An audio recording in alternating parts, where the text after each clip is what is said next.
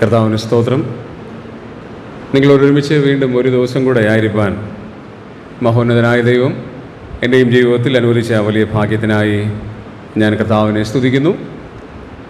ഈ പ്രത്യേക മീറ്റിങ്ങിലേക്ക് എന്നെ ക്ഷണിച്ച സഭയിലെ ഉത്തരവാദിത്തപ്പെട്ട എല്ലാ സഹോദരന്മാരോടുമുള്ള ഹൃദയംഗമമായ നന്ദി ആദ്യം തന്നെ പ്രകാശിപ്പിക്കുവാനായിട്ട് ആഗ്രഹിക്കുകയാണ്. നമുക്ക് ഏറ്റവും സുപരിചിതമായ ഒരു ഭാഗത്ത് നിന്ന് സംസാരിക്കാനായിട്ടാണ് ഞാൻ കർത്താവിൽ ആഗ്രഹിക്കുന്നത്. ഏത് വിഷയം സംസാരിക്കണമെന്നുള്ളതിനെക്കുറിച്ച് ഞാൻ ദൈവസന്നിധിയിൽ പ്രാർത്ഥിച്ചു. 1 മണിക്കൂർ മുമ്പ് ഞാൻ ടോപ്പിക്ക് ചേഞ്ച് ചെയ്തതാണ്. ഞാൻ ചിന്തിച്ചു വന്ന വിഷയം സംസാരിക്കാനായിട്ട് ദൈവാത്മാവ് അതിനുള്ള പെർമിഷൻ തരാഞ്ഞതുകൊണ്ട് ഞാൻ വേറൊരു വിഷയത്തിലേക്ക് വളരെ വേഗത്തിൽ മാറാനിടയായി. അത് ദൈവത്തിൻ്റെ പദ്ധതി തന്നെയാണ് എന്ന് ഞാൻ വിശ്വസിക്കുന്നു. ഞാൻ ഇന്ന് ചിന്തിക്കാനായിട്ട് ആഗ്രഹിക്കുന്ന വിഷയം യോഹന്നാൻ്റെ സുവിശേഷം 17-ാം അധ്യായമാണ്. എനിക്ക് തോന്നുന്നു നമുക്ക് ധാരാളം പ്രാവശ്യം നമ്മൾ ഓരോരുത്തരും വായിക്കുകയും ചിന്തിക്കുകയും ധ്യാനിക്കുകയും ചെയ്തിട്ടുള്ള ഒരു വേദഭാഗമാണ് യോഹന്നാൻ്റെ സുവിശേഷം 17-ാം അധ്യായം. അതിലെ ഒരു പ്രധാനപ്പെട്ട വാക്യമാണ് ഈ 2 ദിവസത്തെ ധ്യാനത്തിനായി ഞാൻ തിരഞ്ഞെടുത്തിട്ടുള്ളത്. John's gospel chapter 17 verse 9. ഞാൻ അവർക്ക് വേണ്ടി അപേക്ഷിക്കുന്നു, ലോകത്തിനു വേണ്ടിയല്ല, നീ എനിക്ക് തന്നിട്ടുള്ളവർ നിനക്കുള്ളവർ ആകുകൊണ്ട് അവർക്ക് വേണ്ടിയത്രേ ഞാൻ അപേക്ഷിക്കുന്നത്. നമുക്കൊരു വാക്ക് പ്രാർത്ഥിക്കാം. പ്രിയ പിതാവേ, നന്ദിയോടെ തിരുനാമത്തെ സ്തുതിക്കുന്നു. അവിടുന്ന് ഞങ്ങളെ സ്നേഹിക്കുകയും ഞങ്ങളെ പരിപാലിക്കുകയും ഞങ്ങൾക്ക് ആവശ്യമുള്ള എല്ലാ ആത്മീയ നന്മകളും നൽകി ഈ ലോകത്തിൽ ഞങ്ങളെ ആക്കിയിരിക്കുന്ന വലിയ കൃപയ്ക്കായി സ്തോത്രം. ഇന്ന് വീണ്ടും ഞങ്ങൾ അങ്ങയുടെ സന്നിധിയിൽ അങ്ങയുടെ വചനം ധ്യാനിക്കുവാനായിട്ട് ഒരുമിച്ച് ചേർന്ന് വന്നിരിക്കുകയാണ്. അവിടുത്തെ പരിശുദ്ധാത്മാവിനാൽ ഞങ്ങളെ നിറയ്ക്കണമേ. ഞങ്ങൾ പഠിക്കുന്ന ഓരോ കാര്യങ്ങളും ഞങ്ങളുടെ ജീവിതത്തിൽ പ്രാവർത്തികമാക്കി മുമ്പോട്ട് പോകുവാൻ ആവശ്യമുള്ളതായ എല്ലാ ദൈവകൃപയും കർത്താവ് നൽകണമേ.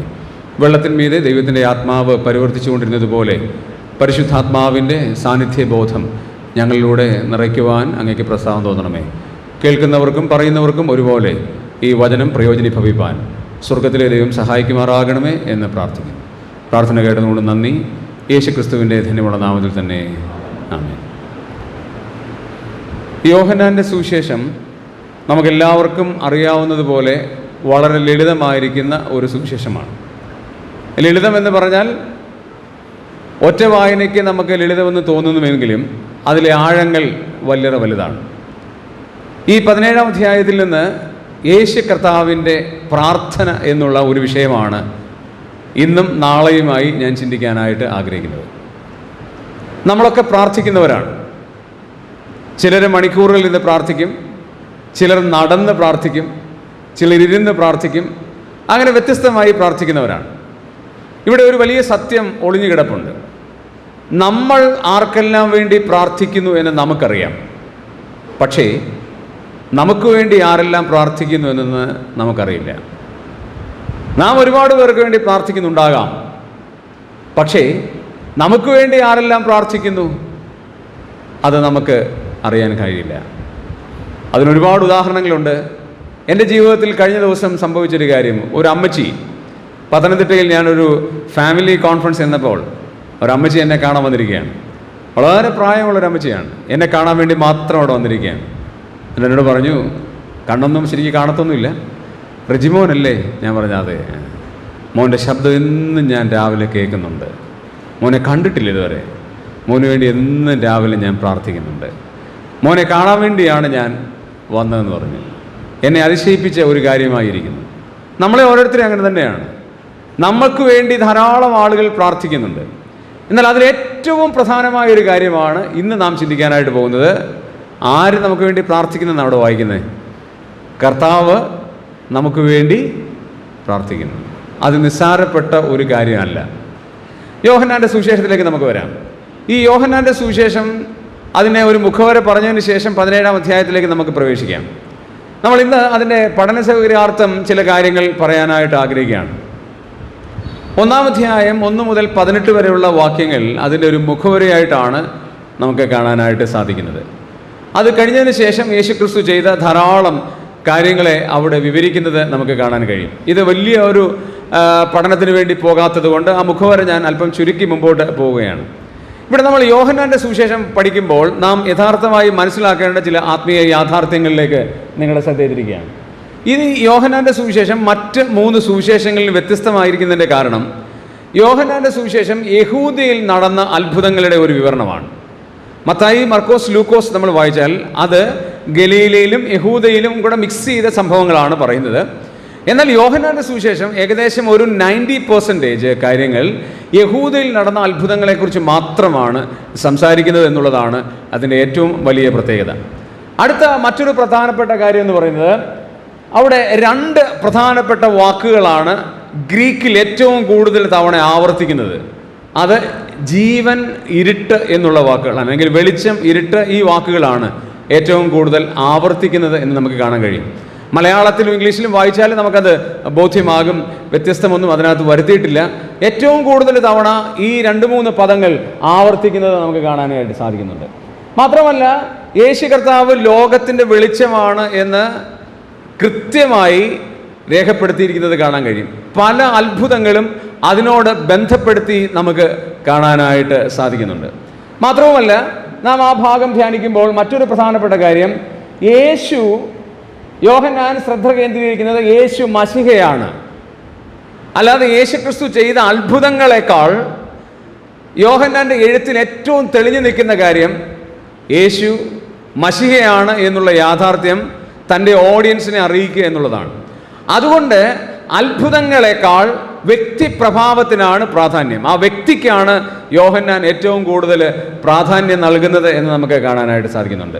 മറ്റൊരു പ്രധാനപ്പെട്ട കാര്യം എന്നുള്ളത് യേശുവിൻ്റെ സംഭാഷണങ്ങളാണ് യോഹന്നാൻ ഏറ്റവും കൂടുതൽ പറയുന്നത്. യേശുക്രിസ്തു ചെയ്തിട്ടുള്ള ഡിസ്കോഴ്സസ് ആണ് യോഹന്നാൻ്റെ സുവിശേഷത്തിൽ ഏറ്റവും കൂടുതൽ ആവർത്തിക്കുന്നത് നമുക്ക് കാണാൻ കഴിയും. അതിന് കാരണം യേശുക്രിസ്തുവിൻ്റെ സ്വഭാവ സവിശേഷതയാണ് യോഹന്നാൻ്റെ പ്രധാനപ്പെട്ട പഠന വിഷയം എന്ന് പറയുന്നത്. മറ്റൊരു പ്രധാനപ്പെട്ട കാര്യം എന്നുള്ളത് യേശുവിലുള്ള വിശ്വാസമാണ് യോഹന്നാൻ ഏറ്റവും കൂടുതൽ കേന്ദ്രീകരിക്കുന്നത്. നമുക്കറിയാം അതിൻ്റെ 20-ാം അധ്യായം 31-ാമത്തെ വാക്യത്തിലേക്ക് വരുമ്പോൾ അത് താൻ ഒന്നുകൂടെ അരക്കിട്ടുറപ്പിക്കുന്നത് കാണാൻ കഴിയും. അവിടെ നമ്മൾ വായിക്കുന്നത് ദൈവപുത്രനായ യേശുക്രിസ്തുവിൽ നിങ്ങൾ വിശ്വസിക്കേണ്ടതിനും വിശ്വസിച്ചിട്ട് അവൻ്റെ നാമത്തിൽ ജീവൻ ഉണ്ടാകേണ്ടതിനും ഇത് എഴുതിയിരിക്കുന്നു. അപ്പോൾ യോഹന്നാൻ്റെ സുവിശേഷത്തിൽ ഏറ്റവും കൂടുതൽ താൻ പറയുന്നത് യേശുക്രിസ്തുവിലുള്ള വിശ്വാസത്തെക്കുറിച്ചാണ് എന്നുള്ളത് നാം മനസ്സിലാക്കേണ്ട ഒരു പ്രധാനപ്പെട്ട കാര്യമാണ്. അതുമാത്രമല്ല യോഹന്നാൻ്റെ സുവിശേഷത്തിൽ ഈ വലിയ ചരിത്രത്തെക്കാൾ പ്രാധാന്യം നൽകുന്നത് തിയോളജിയാണ്, ദൈവശാസ്ത്രമാണ്. ആര് ഭരിച്ചു, ഏത് കാലഘട്ടത്തിലാണ് ഭരിച്ചത്, ഭരിച്ചപ്പോൾ ഉണ്ടായിരുന്ന പ്രത്യേകത എന്തൊക്കെയാണ്, ഏതെല്ലാം കാലഘട്ടത്തിലൂടെയാണ് താൻ പോകുന്നതെന്ന് ലൂക്കോസ് വ്യക്തമായി പറയുന്നുണ്ട്. പക്ഷേ യോഹന്നാനെ സംബന്ധിച്ചോളം അങ്ങനെയുള്ള യാതൊരു ചരിത്ര രേഖകളും യോഹന്നാൻ അവലംബിക്കുന്നില്ല. അതിന് കാരണം യോഹന്നാൻ്റെ റീഡേഴ്സിനെ ദൈവത്തിൻ്റെ പരിശുദ്ധാത്മാവ് യോഹന്നാനിൽ കൊടുത്തിരിക്കുന്ന ഏറ്റവും വലിയ ദൗത്യം എന്ന് പറയുന്നത് യേശുക്രിസ്തുവിൻ്റെ ആ വ്യക്തിപ്രഭാവമാണ്, യേശുക്രിസ്തുവിനെ കുറിച്ചുള്ള ദൈവശാസ്ത്രമാണ് എന്നുള്ളത് നമ്മൾ മനസ്സിലാക്കേണ്ടതാണ്. 8-ാമത്തെ പ്രധാനപ്പെട്ട കാര്യം എന്നുള്ളത് യേശുക്രിസ്തുവിനെ യോഹന്നാൻ അവതരിപ്പിക്കുന്നത് ഒരൊറ്റ പദമാണ്. നമ്മൾ കൂടെ കൂടെ ആവർത്തിക്കുക കാണാൻ കഴിയും, ദൈവവചനം. തുടങ്ങുന്നത് തന്നെ അങ്ങനെയാണ്. ആദിയിൽ വചനമുണ്ടായിരുന്നു, വചനം ദൈവത്തോടുകൂടിയായിരുന്നു, വചനം ദൈവമായിരുന്നു. 14-ാം വാക്യത്തിലേക്ക് വരുമ്പോൾ ആ വചനം ആരാണ് എന്ന് പറയാണ്. വചനം കൃപയും സത്യവും നിറഞ്ഞവനായി നമ്മുടെ ഇടയിൽ പാർത്തു, ഞങ്ങൾ അവൻ്റെ തേജസ് പിതാവെങ്കിൽ നിന്ന് ഏകജാതനായവൻ്റെ തേജസ്സായി കണ്ടു. അപ്പോൾ യേശുക്രിസ്തു എന്ന വ്യക്തിയെയാണ് യോഹന്നാൻ ഏറ്റവും കൂടുതൽ പറയുന്നത്. അത് ദൈവത്തിൻ്റെ വചനമായി അവതരിപ്പിക്കുന്നു എന്ന് കാണാനായിട്ട് കഴിയും. അതുകൊണ്ട് യേശുക്രിസ്തുവിൻ്റെ ബാല്യകാല ജീവിതമോ ഇതൊന്നും യോഹന്നാൻ അവിടെ പരിഗണിക്കുന്നില്ല, അല്ലെങ്കിൽ അത് പരാമർശിക്കുന്നില്ല. കാരണം അതൊന്നുമല്ല യോഹന്നാനെക്കുറിച്ച് ദൈവം ആഗ്രഹിച്ചത്. അത് പ്രധാനമായി യോഹന്നാൻ അവിടെ നിവർത്തിക്കുന്നത് കാണാൻ കഴിയും. 10-ാമത്തെ വളരെ പ്രധാനപ്പെട്ട കാര്യം, യേശു പറഞ്ഞ ഉപമകളൊന്നും യോഹന്നാൻ്റെ സുവിശേഷത്തിലില്ല. അപ്പോൾ നിങ്ങൾ സംശയിക്കുമായിരിക്കും, ഉണ്ടല്ലോ 15-ാം അധ്യായത്തിൽ ഒരു ഉപമയല്ലേ എന്ന് ചിന്തിക്കുക. കാരണം കർത്താവ് പറഞ്ഞു, ഞാൻ സാക്ഷാൽ മുന്തിരിവള്ളിയാണ് എന്ന് പറഞ്ഞത് ഉപമയല്ലേ എന്ന് ആർക്കെങ്കിലും സംശയം തോന്നാനുള്ള സാധ്യതയുണ്ട്. പക്ഷേ ലിറ്ററലായിട്ട് നമ്മൾ ചിന്തിച്ചാൽ അതൊരു ഉപമയല്ല. അത് താൻ തന്നെ പറയാണ്, ഞാൻ ആരാണ്, മുന്തിരിവള്ളിയാണ്, നിങ്ങൾ കൊമ്പുകളാണ് എന്ന് പറയാണ്. അതിൻ്റെ അർത്ഥം ഞാൻ ഈ പ്രസ്താവന ചെയ്യാൻ കാരണം, മത്തായി, മർക്കോസ്, ലൂക്കോസിൽ പറഞ്ഞിരിക്കുന്ന ഉപമാനങ്ങൾ അതൊന്നും ഇവിടെ എഴുതിയിട്ടില്ല, യോഹന്നാനിൽ എഴുതിയിട്ടില്ല എന്നുള്ളതാണ് അതിൻ്റെ അർത്ഥം. യോഹന്നാൻ 15 വേണമെങ്കിൽ ഒരു ഉപമയായിട്ട് ചിത്രീകരിക്കുന്നുണ്ട്, തെറ്റൊന്നുമില്ല. പക്ഷേ അതിനേക്കാട്ടിലും ഒരു ദൈവശാസ്ത്രപരമായിട്ടുള്ള ഒരു കാര്യമാണ്. ഇനി നമ്മൾ ഈ ഓരോ അധ്യായങ്ങൾ 1 മുതൽ 12 വരെയുള്ള അധ്യായങ്ങൾ നമ്മൾ ചിന്തിച്ചാൽ കർത്താവായ യേശുക്രിസ്തുവിൻ്റെ ജീവിതം, പ്രവർത്തനം ഇതെല്ലാം അവിടെ പറഞ്ഞിട്ട് 13 മുതൽ 17 വരെയുള്ള അധ്യായങ്ങൾ യേശു ക്രിസ്തു ശിഷ്യന്മാരോട് മാത്രമായി ചില ആത്മീയ പാഠങ്ങൾ പറയുകയാണ്. നമുക്ക് നോക്കാം ആ 13 മുതൽ 17 വരെയുള്ള അധ്യായങ്ങൾ. ഞാൻ അതിലേക്ക് പോവാണ്. ആ 13-ാമത്തെ അധ്യായത്തിൽ അവിടെ കർത്താവ് വെളിപ്പെടുത്തുന്ന ഏറ്റവും വലിയ സത്യം എന്ന് പറയുന്നത് ദൈവസ്നേഹം. ഈ ലോകത്തിൽ അതുവരെ കണ്ടിട്ടില്ലാത്ത അവർണ്യമായ ഒരു ഗുരു, മറ്റുള്ള ഗുരുക്കന്മാരിൽ നിന്ന് വ്യത്യസ്തനായ ഒരു ഗുരുവാണ്. ഒരു സെലിബ്രിറ്റി കഴിഞ്ഞ ദിവസങ്ങളിൽ പറഞ്ഞത് നിങ്ങൾ വായിച്ചു കാണും. അദ്ദേഹം പറഞ്ഞത് ലോകത്തിലുള്ള എല്ലാ ഗുരുക്കന്മാരിൽ നിന്നും യേശുവിനെ വ്യത്യസ്തനാക്കുന്നത് ശിഷ്യന്മാരുടെ കാല് കഴുകിയ ഒരേ ഒരു ഗുരു, അത് കർത്താവ് മാത്രമാണ് എന്നാണ് അദ്ദേഹം പറഞ്ഞത്. അതിൻ്റെ അർത്ഥം എന്താണെന്ന് കഴിഞ്ഞാൽ എന്താണ് റിയൽ ലവ്, യഥാർത്ഥ സ്നേഹം എന്താണ് എന്ന് കർത്താവ് 13-ാം അധ്യായത്തിൽ എടുത്തു കാണിക്കുകയാണ്. 14-ാം അധ്യായത്തിലേക്ക് വരുമ്പോൾ അവിടെ കർത്താവ് പ്രധാനമായി പറയുന്നത്, ആ 13-ാം അധ്യായം നമ്മൾ ചിന്തിച്ചാൽ അതിനെ 5ആയിട്ട് നമുക്ക് ഡിവൈഡ് ചെയ്യാനായിട്ട് സാധിക്കും. അതിൻ്റെ 1 മുതലുള്ള വാക്യങ്ങൾ അതിൻ്റെ അവസാനം വരെ നമ്മൾ ചിന്തിച്ചാൽ 5 സ്നേഹത്തിൻ്റെ ഭാഷ്യങ്ങൾ, 5 different life of love of God. ദൈവത്തിൻ്റെ 5 സ്നേഹത്തിൻ്റെ 5 ഭാഷയുടെ ഡിഫറൻസ് കാണാൻ കഴിയും. എന്താണ്? ഒന്ന്, സ്നേഹത്തിൻ്റെ ഭാഷ എന്താണ് എന്ന് പറഞ്ഞിരിക്കുകയാണ്. എന്താ സ്നേഹത്തിൻ്റെ ഭാഷ? കർത്താവ് ഒരു ചവലൊക്കെ എടുത്ത് ചുറ്റി താലത്തിൽ വെള്ളമെടുത്ത് അവരുടെ കാലുകൾ കഴുകാനായിട്ട് പോവുകയാണ്. അതാണ് സ്നേഹത്തിൻ്റെ ഏറ്റവും വലിയ ഭാഷ. ഈ സ്നേഹത്തിൻ്റെ മാതൃക എന്താ? അതുതന്നെയാണ് സ്നേഹത്തിൻ്റെ ഏറ്റവും വലിയ മാതൃക. 3-ാമത് നമുക്ക് കാണാൻ കഴിയുന്നത് സ്നേഹത്തിൻ്റെ രീതി എന്താണ്? ആ അധ്യായം വളരെ വ്യക്തമായി അവിടെ വിവരിക്കുന്നത് കാണാൻ കഴിയും. 4-ാമത് ആ സ്നേഹത്തിൻ്റെ വിധം എന്താണ്, സ്നേഹത്തിൻ്റെ ആഴം എന്താണ്, ഈ കാര്യങ്ങൾ പറയും. 14-ാമത്തെ അധ്യായത്തിലേക്ക് വരാം. 14-ാമത്തെ അധ്യായത്തിലേക്ക് വരുമ്പോൾ കർത്താവ് പറയാണ് ഹൃദയം കലങ്ങാനുള്ള സാധ്യതയുണ്ട്. കർത്താവ് പറഞ്ഞു നിങ്ങളുടെ ഹൃദയം കലങ്ങിപ്പോകരുത്. എന്നിട്ട് ആ 14-ാമത്തെ അധ്യായത്തിൽ യേശു കർത്താവ് തന്നെ ഹൃദയം കലങ്ങരുത് എന്നുള്ളതിൻ്റെ 14 കാരണങ്ങൾ നൽകുന്നത് നമുക്ക് കാണാൻ കഴിയും. അതിലേക്ക് ഞാൻ പോകുന്നില്ല. 15-ാം അധ്യായം അവിടെ മുന്തിരി വള്ളിയും കൊമ്പുകളും തമ്മിലുള്ള ബന്ധത്തെക്കുറിച്ച് പറയാണ്. 5 വ്യത്യസ്തമായ രീതികളിൽ അത് അവതരിപ്പിക്കുന്നത് കാണാൻ കഴിയും. ഒന്ന്, ഈ മുന്തിരിവള്ളിയും കൊമ്പും തമ്മിലുള്ള ബന്ധം എങ്ങനെയാണ് എന്ന് കർത്താവ് ആ 15-ാം അധ്യായത്തിൽ പറയുന്നുണ്ട്. അതിൻ്റെ ആഴം, ആ ബന്ധത്തിൻ്റെ ആഴം എത്ര വലുതാണ് എന്ന് അവിടെ പ്രതിപാദിക്കുന്നത് കാണാൻ കഴിയും. അത് മുഖാന്തരം ലഭിക്കുന്ന ആത്മീക നന്മ എത്ര വലുതാണ് എന്ന് പറയുകയാണ്. ഈ ഫലം ഉളവാകുമ്പോൾ ഉണ്ടാകുന്ന വ്യത്യാസം എന്താണ് എന്ന് കർത്താവ് പറയാണ്. അതുപോലെ തന്നെ ഇതിൻ്റെ ഗുണങ്ങൾ എന്താണ് എന്നും കർത്താവ് അവിടെ പ്രതിപാദിക്കുന്നത് കാണാൻ കഴിയും. ഇനി 16-ാം അധ്യായത്തിലേക്ക് വരുമ്പോൾ പരിശുദ്ധാത്മാവ് ദൈവമാണ് എന്നുള്ള യാഥാർത്ഥ്യമാണ് അവിടെ പഠിപ്പിക്കുന്നത്. 16-ാം അധ്യായത്തിൽ പരിശുദ്ധാത്മാവ് ദൈവമാണ്. അതിൻ്റെ 3 വ്യത്യസ്തമായ ചിന്തകൾ അവിടെ നമുക്ക് കാണാനായിട്ട് കഴിയും. പരിശുദ്ധാത്മാവിൻ്റെ ദൈവത്വം, ദൈവത്വത്തിൻ്റെ വിവിധ പേരുകൾ എന്തെല്ലാമാണ്, അത് കഴിഞ്ഞ് പരിശുദ്ധാത്മാവ് ചെയ്യുന്ന ശുശ്രൂഷ എന്താണ്, ഇത് 16-ാം അധ്യായത്തിൽ കാണാൻ കഴിയും. ഇനി നമുക്ക് 17-ാം അധ്യായത്തിലേക്ക് വരാം. 17-ാം അധ്യായത്തിൽ കർത്താവ് പ്രാർത്ഥിക്കുകയാണ്. ആർക്കു വേണ്ടിയാണ് പ്രാർത്ഥിക്കുന്നത്? അതിനെ നമുക്ക് 3ആയിട്ട് ഡിവൈഡ് ചെയ്യാനായിട്ട് സാധിക്കും. ഒന്നാമത്തെ കാര്യം, പിതാവും യേശു. ആദ്യത്തെ 5 വാക്യങ്ങളിൽ നമുക്ക് പ്രധാനമായി കാണാൻ കഴിയുന്നത് പിതാവും പുത്രനും തമ്മിലുള്ള വൈകാരികമായ ബന്ധങ്ങളുടെ കഥ പറയുന്ന ചില വാക്കുകളാണ്. ആ ഭാഗം വായിച്ചാൽ നമുക്ക് കാണാൻ കഴിയും. അവിടെ വായിക്കുന്ന 2-3 പദപ്രയോഗങ്ങൾ നിങ്ങൾക്ക് ശ്രദ്ധിക്കാൻ കഴിയും. എൻ്റെ പിതാവേ, പിതാവേ, ഏകജാതനായ പുത്രൻ, ഏക സത്യദൈവമായ, അങ്ങനെ ഒരുപാട് പദപ്രയോഗങ്ങൾ പിതാവും പുത്രനും തമ്മിലുള്ള ആത്മബന്ധത്തിൻ്റെ ചിത്രമായി നമുക്കവിടെ കാണാനായിട്ട് സാധിക്കുന്നുണ്ട്. അത് കഴിഞ്ഞ് അതിൻ്റെ 6 മുതൽ 19 വരെയുള്ള വാക്യങ്ങളിൽ അവിടെ ശിഷ്യന്മാരും യേശുവും തമ്മിലുള്ള അടുത്ത ചില ബന്ധത്തെ അവിടെ പ്രതിപാദിക്കുകയാണ്.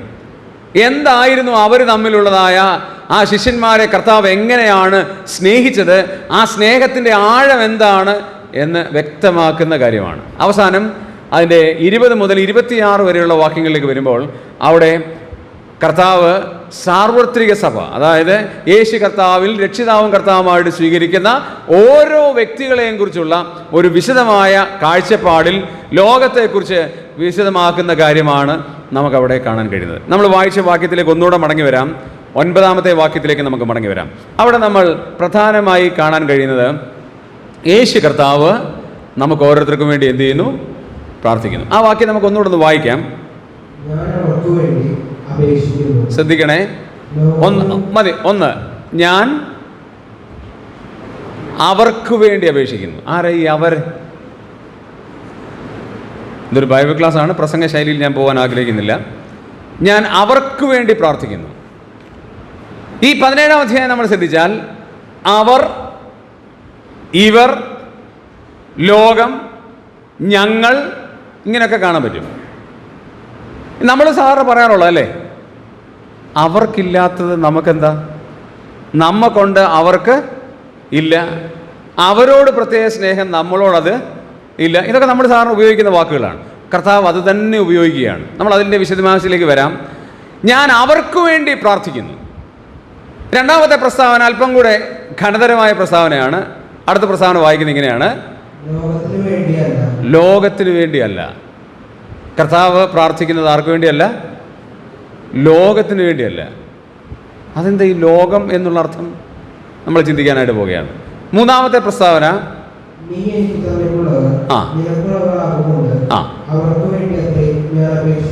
ഇപ്പോൾ നമുക്ക് മനസ്സിലായി കാണും ഈ അവരാരാണ്. കർത്താവ് പ്രാർത്ഥിക്കുന്നതിനുള്ള ചില കാരണങ്ങളാണ് നമ്മൾ പ്രാരംഭമായി ചിന്തിക്കാനായിട്ട് പോകുന്നത്. യേശു കർത്താവ് എനിക്കും നിങ്ങൾക്ക് വേണ്ടി പ്രാർത്ഥിക്കുന്നു എന്ന് പറഞ്ഞാൽ അത് നിസ്സാരപ്പെട്ട ഒരു കാര്യമാണോ? ആണോ? എന്തായിട്ട് എല്ലാവരും സ്റ്റക്കായിട്ടിരിക്കുന്നു? ബൈബിൾ ക്ലാസ് അല്ലേ? നിസ്സാര കാര്യമാണോ? ഒരിക്കലും അല്ല. ഈ പുഴുവായ, ചാരമായ, നമ്മൾ സാറിന് പ്രാർത്ഥിക്കുമ്പോഴേ ആ വാക്കുകളൊക്കെ ഉപയോഗിക്കാറുള്ളൂ അല്ലേ? അബ്രഹാം പറഞ്ഞതുപോലെ പൊടിയും വെണ്ണീറുമായ ഞാൻ എന്ന് പറഞ്ഞതുപോലെ നമ്മളും പലപ്പോഴും ആ വാക്ക് പ്രാർത്ഥിക്കുമ്പോഴേ ഉപയോഗിക്കത്തുള്ളൂ. സത്യമായിട്ട് അങ്ങനെയാണ്. നമ്മൾ പൊടിയാണ്, ചാരമാണ്, എല്ലാമാണ്.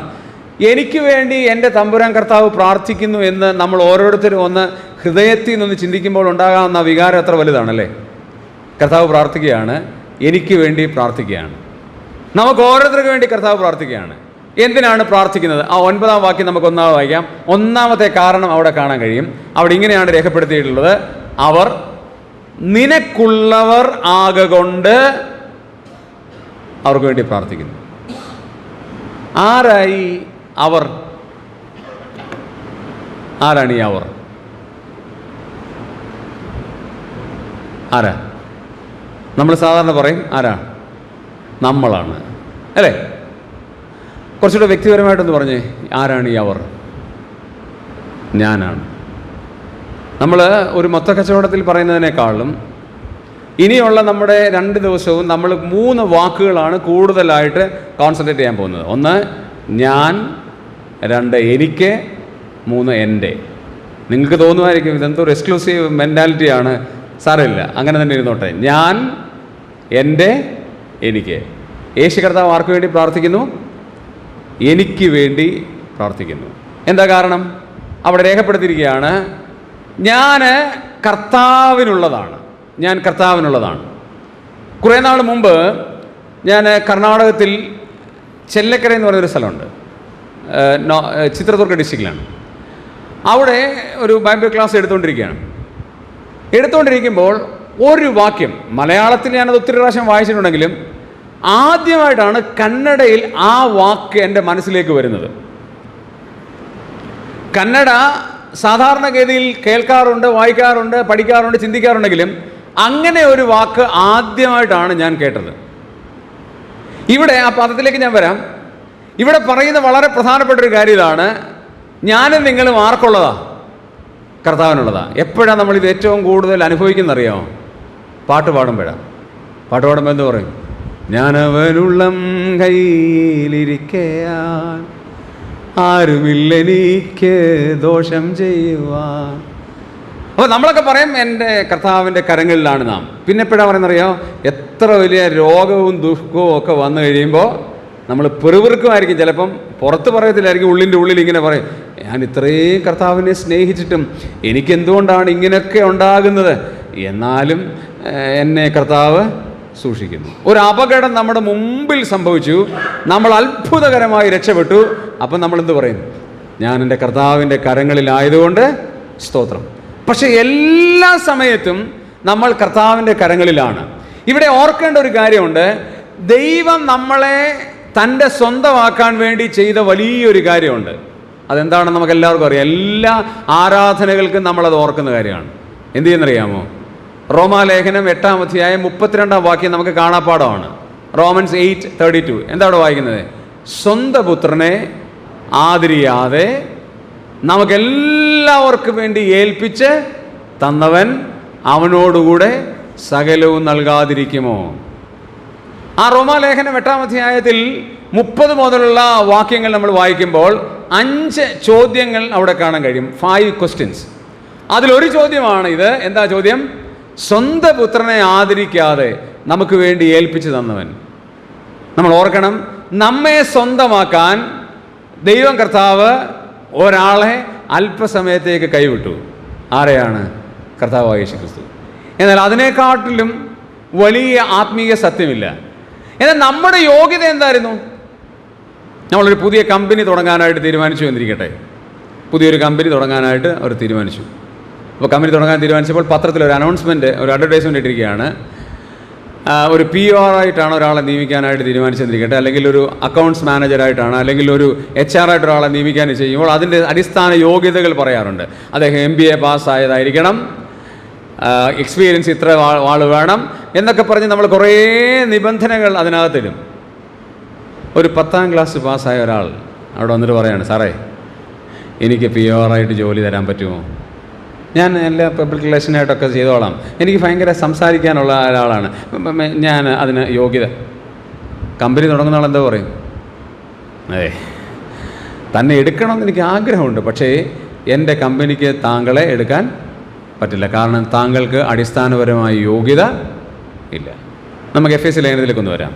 FS ലേഖനം 2-ാം അധ്യായം നമ്മൾ സാധാരണ വായിക്കുന്നതാണ്, അതുകൊണ്ട് ഞാനത് ഒത്തിരി സ്ട്രെസ് ചെയ്ത് പറയാനായിട്ട് ആഗ്രഹിക്കുന്നില്ല. FS ലേഖനം 2-ാം അധ്യായം അതിൻ്റെ 11 മുതലുള്ള വാക്യങ്ങളൊന്ന് ശ്രദ്ധിക്കാം. നമ്മുടെ യോഗ്യതകൾ പറയുകയാണേ, നമ്മൾ ആരൊക്കെ ആയിരുന്നെന്ന് പറയുകയാണ്. ഒന്ന്, നമ്മൾ ആരായിരുന്നു? ജാതികളായിരുന്നു. നമ്മൾ ആരായിരുന്നു? ജാതികളായിരുന്നു. 2, ജഡത്തിൽ കയ്യാലുള്ള പരിച്ഛേദനയേറ്റ് നമ്മുടെ നല്ലൊരു പേരുണ്ട്. എന്താണ്? അഗ്രചർമ്മികൾ. 3-ാമത്തെ പേരെന്താന്ന് നോക്കിയേ? ക്രിസ്തുവിനെ കൂടാതെ ഉള്ളവർ. 4-ാമത്തെ പേരെന്താ? ഇസ്രായേൽ പൗരതയോട് സംബന്ധമില്ലാത്തവർ. 5-ാമത്തെ യോഗ്യത എന്താ? വാഗ്ദത്ത നിയമങ്ങൾക്ക് അന്യര്. 6-ാമത്തെ യോഗ്യത എന്താ? പ്രത്യാശയില്ലാത്തവർ. 7-ാമത്തെ യോഗ്യത ദൈവമില്ലാത്തവർ. 8-ാമത്തെ യോഗ്യത മുമ്പേ ദൂരസ്ഥരായിരുന്നു. ഇനി നമ്മൾ താഴോട്ട് വായിച്ചാൽ ഇതെല്ലാമായിരുന്നു നമ്മുടെ യോഗ്യത. എന്താ യോഗ്യത? അതിനെങ്ങനെ പറയാം? ഇതായിരുന്നു നമ്മുടെ അയോഗ്യതകൾ. ഇതെല്ലാം നമ്മുടെ അയോഗ്യതകളായിരുന്നു. ദൈവം തമ്പുരാൻ ഇതെല്ലാം മാറ്റിയിട്ട് നമുക്ക് എന്ത് നൽകി? യോഗ്യത നൽകി. എന്താ യോഗ്യത? എന്താ യോഗ്യത? ദൈവമക്കൾ എന്നുള്ള യോഗ്യത. ഇനി നമുക്ക് 19-ാമത്തെ വാക്യത്തിലേക്ക് വരാം. ആ യോഗ്യത എന്താണെന്ന് അവിടെ പറഞ്ഞിട്ടുണ്ട്. അതാണ് കന്നഡയിൽ വായിച്ചപ്പോൾ എന്നെ അതിശയിപ്പിച്ച കാര്യം. 19-ാം വാക്യം, ആകയാൽ നിങ്ങൾ ഇനി അന്യന്മാരും പരദേശികളുമല്ല. അവിടെ ഒരു പദമുണ്ട്, ദൈവത്തിൻ്റെ ഭവനക്കാരൻ. കന്നഡയിൽ എഴുതിയിരിക്കുന്നത് നീവു ദേവര മനയവരു. അപ്പം ഞാനത് ഒന്നുകൂടെ സ്ട്രെസ് ചെയ്തു. മത്തൊമ്മ ഹേളി എന്ന് പറഞ്ഞ് ഞാൻ അവരെ കൊണ്ട് രണ്ടാമതൊന്നുകൂടെ വായിപ്പിച്ചു. അവിടെ എഴുതിയിരിക്കുകയാണ് നീവു ദേവര മനയവരു, നീ ദൈവത്തിൻ്റെ ഭവനക്കാരാണ്. അപ്പം ഞാൻ അതിനിങ്ങനെ ഉദാഹരണം പറഞ്ഞു. നമ്മളിപ്പോൾ പറയാണ്, ഞാൻ സിദ്ധരാമയ്യ എന്ന് പറയും, ഞങ്ങളുടെ മുഖ്യമന്ത്രി സിദ്ധരാമയ്യയാണ്. അപ്പോൾ സിദ്ധരാമയ്യയുടെ വീട്ടുകാരനാണ്, നാവു സിദ്ധരാമയ്യ മനയവറു എന്ന് ഞാൻ അവിടെ ചെല്ലക്കരെ പബ്ലിക്കായിട്ട് നിന്നാൽ പോലീസ് എന്നെ എന്ത് ചെയ്യും? അപ്പോഴേ പിടിച്ചുകൊണ്ട് പോയി കങ്ങനാടി എന്ന് പറഞ്ഞ മംഗലാപുരത്ത് ഒരു മെൻ്റൽ ഹോസ്പിറ്റലുണ്ട്, അവിടെ കൊണ്ടുപോകും. കാരണം ഞാൻ അവിടെ നിന്ന് പറയാണ്, ഞാൻ സിദ്ധരാമയ്യയുടെ വീട്ടുകാരനാണ് എന്ന് പറഞ്ഞാൽ തീർച്ചയായിട്ടും എന്നെ പിടിക്കും. പക്ഷെ ദൈവം തമ്പുരാൻ പറഞ്ഞിരിക്കുന്നത് ആരാന്നാ പറഞ്ഞിരിക്കുന്നത്? ഏതെങ്കിലും മുഖ്യമന്ത്രിയുടെ വീട്ടുകാരനാന്നല്ല, പ്രധാനമന്ത്രിയുടെ വീട്ടുകാരനാന്നല്ല, ഏതെങ്കിലും രാജ്യസഭയിലുള്ള അംഗങ്ങളുടെ വീട്ടുകാരനാന്നല്ല. അവൾ എഴുതിയിരിക്കുന്നത് ദേവരമനയവരു, ദൈവത്തിൻ്റെ ഭവനക്കാരാണ്. അപ്പോൾ എത്ര വലിയ പദവിയാണ് നമുക്ക് കിട്ടിയിരിക്കുന്നത്. നമ്മളെ കണ്ടാലൊന്നും അത്രയ്ക്ക് ലക്ഷണമൊന്നുമില്ല, ദൈവത്തിൻ്റെ ഭവനക്കാരാന്ന് ആരും പറയത്തൊന്നുമില്ലായിരിക്കാം. പക്ഷേ നമ്മൾ ആരാണ്? ദൈവത്തിൻ്റെ ഭവനക്കാരാണ്. സ്തോത്രം! എത്ര വലിയ പദവി അല്ലേ, ദൈവത്തിൻ്റെ ഭവനക്കാർ. ആളുകൾ നമ്മളെ വില തരേണ്ടത്, അത് നോ പ്രോബ്ലം. എന്താ പാട്ടുകാരൻ പാടിയത്? ലോകത്തിൻ്റെ ദൃഷ്ടിയിൽ ഞാനൊരു ഭോഷനായി തോന്നിയാലും ദൈവത്തിൻ്റെ ദൃഷ്ടിയിൽ ഞാൻ എന്നും ശ്രേഷ്ഠനാണ്. ലോകം നമുക്ക് വില തരത്തില്ല, നോ പ്രോബ്ലം. പക്ഷെ നമ്മൾ ആരാണെന്ന് അറിയാമോ? ദൈവത്തിൻ്റെ ഭവനക്കാരാണ്. അതാണ് കർത്താവായ യേശുക്രിസ്തു നമുക്ക് വേണ്ടി പ്രാർത്ഥിക്കുന്നത്. തൻ്റെ ചങ്കിലെ ചോര കൊണ്ട് നമ്മളെ ഓരോരുത്തരും വീണ്ടെടുത്ത ദൈവത്തിൻ്റെ മക്കളായതുകൊണ്ട്, നാം കർത്താവിൻ്റെ സ്വന്തമായതുകൊണ്ട് യേശു കർത്താവ് എനിക്ക് നിങ്ങൾക്ക് വേണ്ടി പ്രാർത്ഥിക്കുകയാണ്. എത്ര വലിയ ആഴമാണ്! കർത്താവ് പറയാണ്, അവർ എനിക്കുള്ളവരാണ്, ഞാൻ കർത്താവിൻ്റെ സ്വന്തമാണ്. ഈ ലോകത്തിലെ ഏറ്റവും വലിയ വിലയേറിയ പദവി എന്ന് പറയുന്നത് ഞാൻ കർത്താവിൻ്റെ സ്വന്തമാണ് എന്നുള്ളതാണ്. അതുകൊണ്ടാണ് നാഗൽ സാഹിബ് പാടിയത്, യേശുവൻ സ്വന്തം ഹല്ലേലൂയ, എന്നോടെ ഭാഗ്യം ചൊല്ലിക്കൂടാ, പഴയതെല്ലാം കഴിഞ്ഞു പോയി, കണ്ടാലും സർവം പുതിയ. നമ്മൾ യേശുവിൻ്റെ സ്വന്തമാണ് പ്രിയമുള്ളവരെ. അതുകൊണ്ടാണ് കർത്താവ് നമുക്ക് വേണ്ടി പ്രാർത്ഥിക്കുന്നത്. രണ്ടാമത്തെ കാരണത്തിലേക്ക് വരാം. പ്രാർത്ഥിക്കുന്ന രണ്ടാമത്തെ കാരണം 17-ാം അധ്യായം 11-ാമത്തെ വാക്യത്തിലേക്ക് വരാം.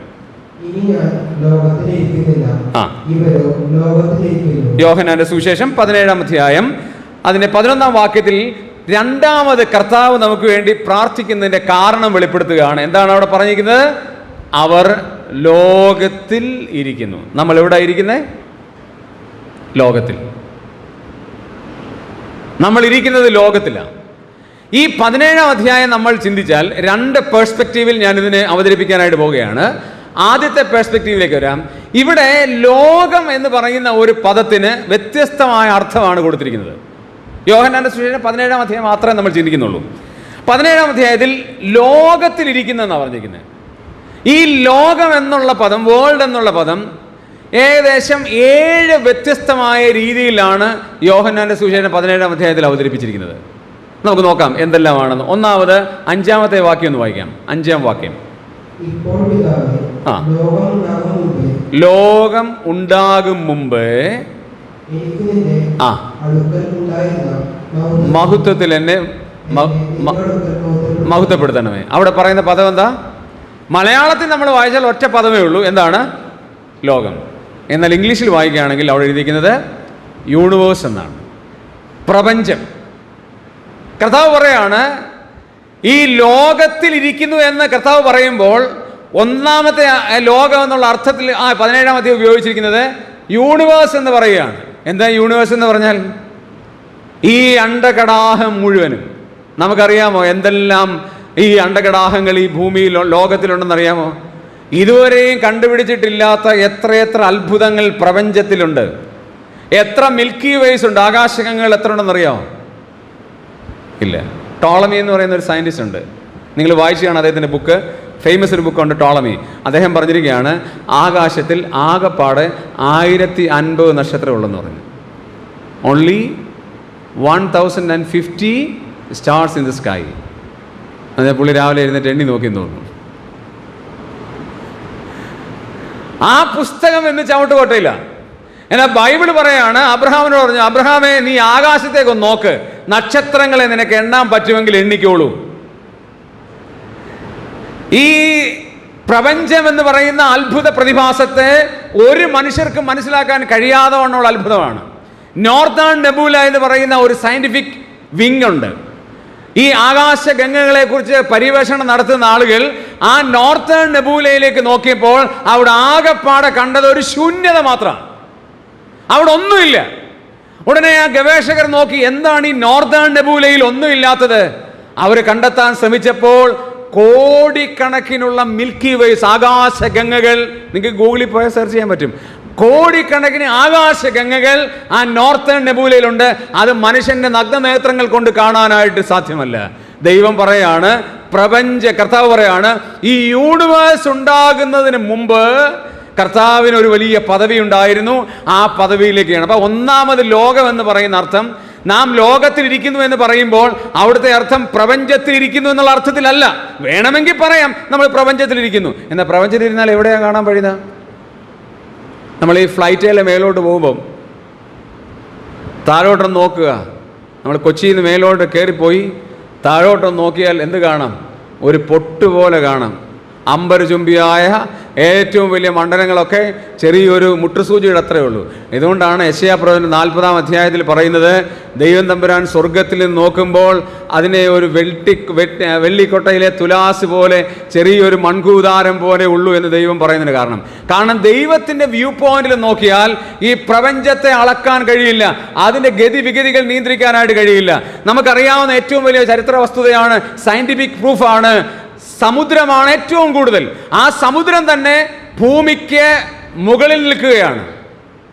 എന്നാൽ പോലും അതൊന്ന് കാറ്റടിച്ചാൽ ഒരു തുള്ളി പോലും ദൈവത്തിന്റെ പെർമിഷൻ ഇല്ലാതെ എന്ത് ചെയ്യില്ല, പ്രവേശിക്കില്ല. യിരെമ്യാ 4-ാം അധ്യായം 17-ാം വാക്യത്തിൽ വായിക്കുന്നത്, അത് എത്ര അലച്ചാലും ദൈവം ഇട്ട മണൽ കൊണ്ടിട്ട് അതിരെന്ത് ചെയ്യില്ല, കടക്കുകയില്ല.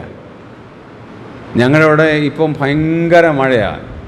മഴയെന്ന് പറഞ്ഞാൽ ഈ കേരളത്തിൽ പെയ്യുന്ന മഴയുടെ 10 മടങ്ങ് മഴയാണ്. അപ്പം ഞാൻ തീരുമാനിക്കുക, ഞങ്ങളുടെ വീടിൻ്റെ മുറ്റത്തൂടെ ഭയങ്കര വെള്ളം ഒഴുകുക. അപ്പം ഞാൻ കുറേ മണൽ കൊണ്ടുവന്ന് അതിര് വെക്കുക. എന്ത് സംഭവിക്കും? അത് പറയുമ്പോൾ തന്നെ നിങ്ങൾ ചിരിക്കുന്നുണ്ട്. എന്തോ ഒരു മണ്ടനാടോ നീ എന്നാണ് നിങ്ങൾ പറയുന്നത്. സത്യമാണ്. പക്ഷെ ദൈവം തമ്പുരാൻ ഒരു മണൽ കൊണ്ട് അതിരിട്ട്. കാരണം എന്താ? അവിടെ വായിക്കുകയാണ്, അത് എത്ര അലച്ചാലും കയറുകയില്ല. കാരണം ആരാ അതിരിട്ടെ? ദൈവമാണ്. ഈ പ്രപഞ്ചം ഉണ്ടാക്കിയ ദൈവം നമ്മളോട് പറയാണ്, ഈ പ്രപഞ്ചത്തിലിരിക്കുന്ന നമ്മളെ ഓർത്ത് കർത്താവ് എന്ത് ചെയ്യുന്നു? പ്രാർത്ഥിക്കുന്നു. നമ്മളെ കണ്ടറിയോ?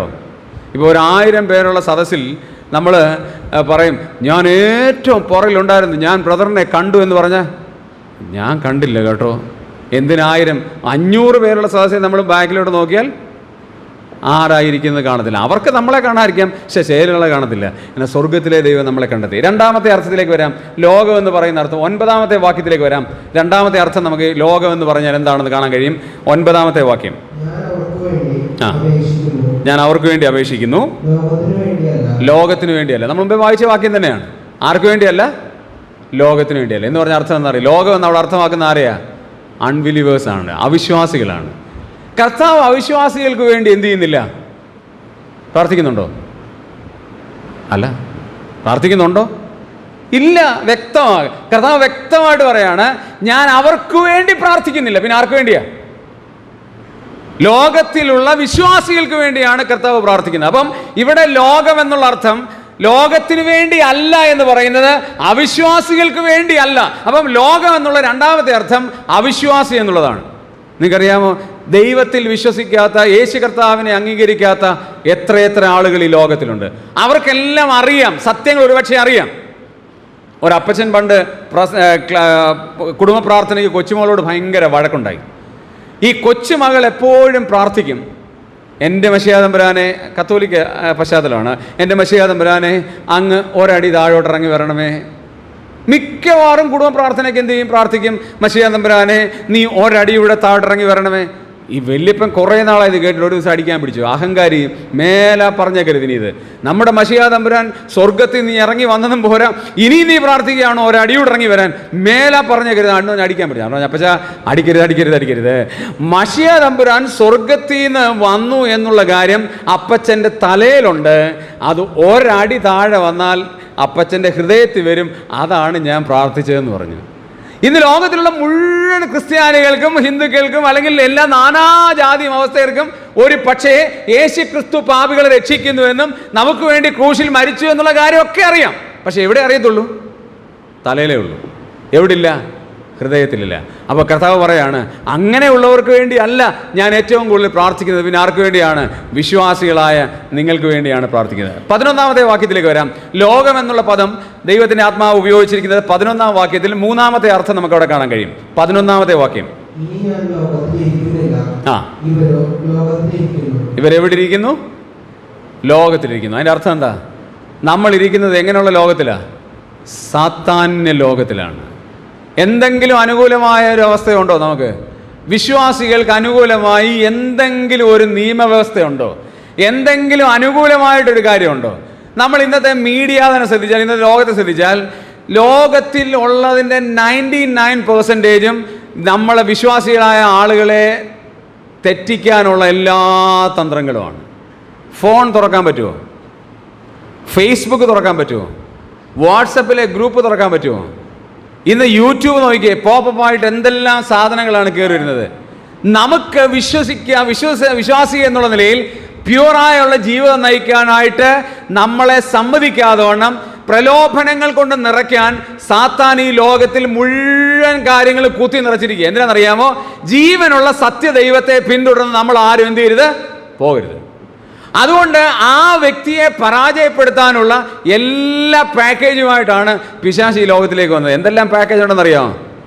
നമ്മളിപ്പം സാറിന് ജോലിക്ക് കയറുമ്പോൾ പറയും ഇത്ര ശമ്പളമുണ്ട്, അതിൻ്റെ എല്ലാ പാക്കേജുണ്ട്, ഇത്ര പാക്കേജ്. സാത്താൻ ഈ ഭൂമിയിലേക്ക് വന്നപ്പോൾ സർവ്വ പാക്കേജുമായിട്ടാണ് വന്നിരിക്കുന്നത്. ഇത് ഞാൻ പിന്നീട് വേറൊരു ഭാഗത്ത് വിശദീകരിക്കുന്നതുകൊണ്ട് ഞാനതിൽ കൂടുതൽ കാര്യം പറഞ്ഞില്ല, ഞാൻ മുമ്പോട്ട് പോവുകയാണ്. 4-ാമത്തെ കാര്യത്തിലേക്ക് വരാം. അതിൻ്റെ 14-ാമത്തെ വാക്യത്തിലേക്ക് വരാം. ലോകം എന്നുള്ള പദം ഈ 17-ാം അധ്യായത്തിൽ ഉപയോഗിച്ച 4-ാമത്തെ അർത്ഥത്തിലേക്ക് വരാം. 14-ാം വാക്യം.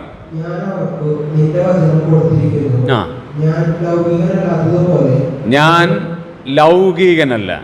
നമ്മൾ ഇംഗ്ലീഷ് ബൈബിളിൽ വായിക്കുകയാണെങ്കിൽ I am not a worldly എന്നുള്ളതാണ്. അവിടെ ലൗകികനല്ല എന്ന് പറഞ്ഞാൽ എന്താ? വേൾഡ് സിസ്റ്റം തന്നെ അഫക്റ്റ് ചെയ്യുന്നില്ല. ഈ ലോകത്തിൻ്റെ സിസ്റ്റത്തോട് കർത്താവിന് യാതൊരു പറ്റുമാനവും ഇല്ല. നമുക്ക് ഏറ്റവും കൂടുതൽ വിശ്വാസികൾക്ക് പറ്റുമാനം ഉണ്ടാകാൻ സാധ്യതയുള്ളത് ഏത് സിസ്റ്റത്തോടാണ്? ലോക സിസ്റ്റത്തോടാണ്. ഈ ലോകത്ത് ജീവിക്കുമ്പോൾ ലോക സിസ്റ്റത്തോട് യോജിക്കാതെ ജീവിക്കാനായിട്ട് പറ്റുമോ?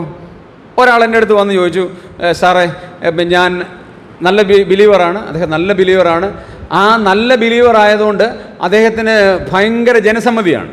അപ്പോൾ ആ ഇലക്ഷൻ സമയത്ത് വന്നപ്പോൾ പറഞ്ഞു, സാറേ ഞാൻ ഒരു പഞ്ചായത്ത് മെമ്പറാകാനായിട്ട് എൻ്റെ ആളുകളൊക്കെ നിർബന്ധിക്കുകയാണ്, ಏನು ಮಾಡಬೇಕು, ನಾನು ಒಮ್ಮೆ ನಿಂತಿದ್ರೆ ಪರವಾಗಿಲ್ಲಲ್ಲ, ഞാൻ ഒരു പ്രാവശ്യം നിന്നോട്ടെ, പ്രശ്നമൊന്നുമില്ലല്ലോ.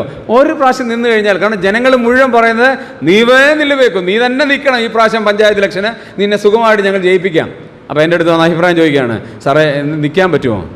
ഞാൻ പറയും നിൽക്കുന്നതിന് എന്താ കുഴപ്പമൊന്നുമില്ല, ഇലക്ഷന് നിന്നോ. പക്ഷെ ഒറ്റ പ്രശ്നമുണ്ട്, ജയിച്ചു കഴിഞ്ഞാൽ അവർ പറയുന്ന എല്ലാ സമ്മേളനത്തിനും താങ്കൾ പോകേണ്ടി വരും. അപ്പോൾ ഞാൻ എനിക്ക് മനസ്സിലായില്ല. അവിടെ ചെന്ന ഒരു തിരി കൊളുത്താനായിട്ട് എന്ത് ചെയ്യണം? അമ്പലത്തിൽ ചെന്ന് തിരി കൊളുത്തേണ്ടി വരും. അത് നിനക്ക് പറ്റുമോ? അപ്പോൾ അതെനിക്ക് പറ്റില്ല, അത് ഞാനെങ്ങനെ ചെയ്യുന്നത്? അപ്പം നീ തീരുമാനിക്കണം. പിന്നെ ഒരിടത്ത് മതസമ്മേളനത്തിൽ ചെന്നിട്ട് ആ മതവും ശരിയാണ് എന്ന് പ്രസംഗിക്കണം, അത് നിനക്ക് പറ്റുമോ? അയ്യോ, ഞാൻ എത്ര കഷ്ടം സഹിച്ചാണ് ഈ ആ മതത്തിൽ നിന്ന് ഇങ്ങോട്ട് വന്നത്. എൻ്റെ വീട്ടുകാർ ഒരു ഇപ്പോഴും ശത്രുക്കളായിട്ട് നിൽക്കുക. ആ സമയത്ത് ഞാൻ അവിടെ ചെന്നിട്ട് ആ മതം ശരിയാണ്, സർവ്വമത സമ്മേളനമാണ് എന്ന് പറയാൻ പറ്റുമോ? അപ്പം ഞാൻ പറഞ്ഞു, അപ്പം പറ്റത്തില്ലെന്നുള്ളത് നിനക്കറിയാം. ഈ ലോകം നമുക്ക് അനുകൂലമല്ലെന്ന് നമുക്കറിയാം, ഈ ലോകത്തിൻ്റെ സിസ്റ്റം നമുക്ക് അനുകൂലമല്ലെന്നറിയാം. പിന്നെ നീ എന്തിനാണ് അതിൻ്റെ പുറകെ പോകാൻ? അല്ല, ഞാൻ പോകത്തില്ല, പക്ഷേ സാറിനോടൊരു അഭിപ്രായം ചോദിച്ചെന്നേ ഉള്ളൂ. ഞാൻ പറഞ്ഞു നിനക്ക് ചെയ്യാം, ഈ കാര്യങ്ങളൊക്കെ നിനക്ക് ചെയ്യാൻ പറ്റുമെന്നുണ്ടെങ്കിൽ നീ എന്ത് ചെയ്തു? പോയി. ഞാൻ പറഞ്ഞു ഇല്ല, എനിക്ക് അങ്ങനെയുള്ള ഒറ്റ കാര്യത്തിലേക്കും പോകാൻ പറ്റത്തില്ല. അങ്ങനെയാണെങ്കിൽ വേണ്ട. നമ്മൾ പലപ്പോഴും കോംപ്രമൈസാണ്. സാരമില്ല, അതൊന്ന് ചെയ്താൽ എന്നാ ഇത്ര തെറ്റ്. 16-ാം സങ്കീർത്തനം ഒന്ന് വായിച്ചേ. 16-ാം സങ്കീർത്തനം പെട്ടെന്ന് ഓർമ്മയിൽ വന്നതുകൊണ്ട് ഞാനത് പറയുന്നുള്ളൂ. 1, 2, 3 വാക്യങ്ങളൊന്ന് വായിച്ചേ. Psalm 16 verse 1 and 2.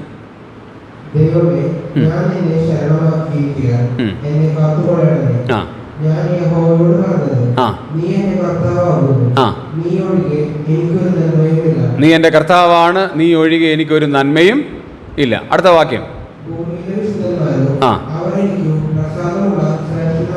അടുത്ത വാക്യമാണ് ഏറ്റവും ശ്രദ്ധിക്കേണ്ടത്. അന്യദേവനെ കൈക്കൊള്ളുന്നവരുടെ വേദനകൾ വർദ്ധിക്കും.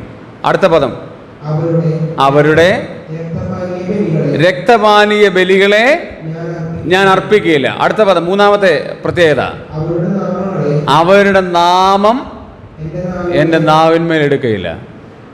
നമ്മുടെ പിള്ളേർ പാട്ടൊക്കെ പഠിക്കാൻ പോകും. ഞാനും കുറച്ച് സംഗീതം പഠിക്കാൻ പോയ ആളാണ്. ഇടയ്ക്ക് കൊണ്ട് നിർത്തേണ്ടി വന്നു. കാരണം എന്നാണെന്നറിയാമോ?